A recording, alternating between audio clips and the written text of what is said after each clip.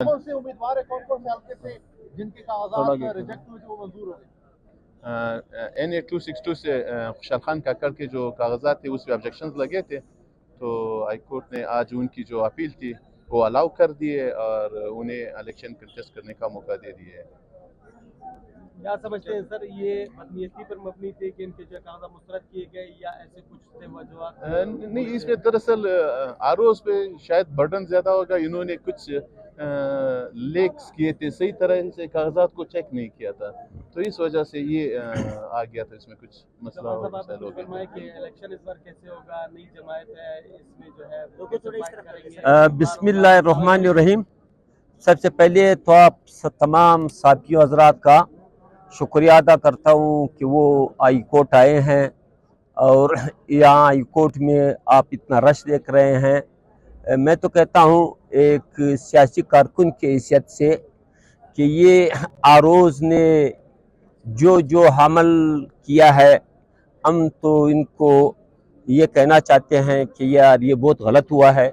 ये इतना बड़ा रश, ये इतना बड़ा तकलीफ़, हम लोग अपने अपने हल्कों में अभी काम करते थे मगर उनसे इन लोगों ने हमें रोका, जबकि ऐसा कोई भी ऑब्जेक्शन इन लोगों ने नहीं लगाया है कि वो लोग वहीं ख़त्म कर सकते थे।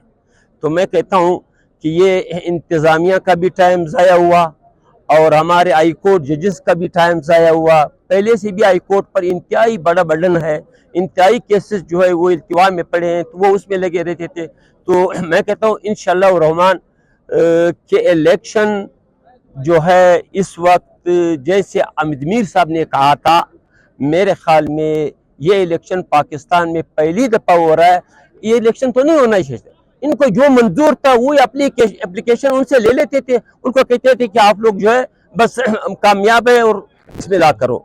तो मैं कहता हूँ कि हमारे मुल्क में ये जो हो रहा है ये बहुत गलत हो रहा है और स्टेब्लिशमेंट ये गलत कर रहा है जो इस वक्त इस मुल्क में हो रहा है। अच्छा यूसुफ काकड़ साहब ये बताते हैं, अभी मशरूफा अलग हुई, आपका धड़ा अलग हुआ, तो पहले क्या इस डिवाइडेशन का फायदा दीगर जमातें नहीं उठाएंगी आप लोग? सबसे पहले बात यह है कि हम तो अलहदा नहीं हुए हैं, हमें निकाला गया है। ठीक है, हम लोगों ने एक साल में जो मेहनत किया है वो आप लोगों के सामने है। इंशाअल्लाह हम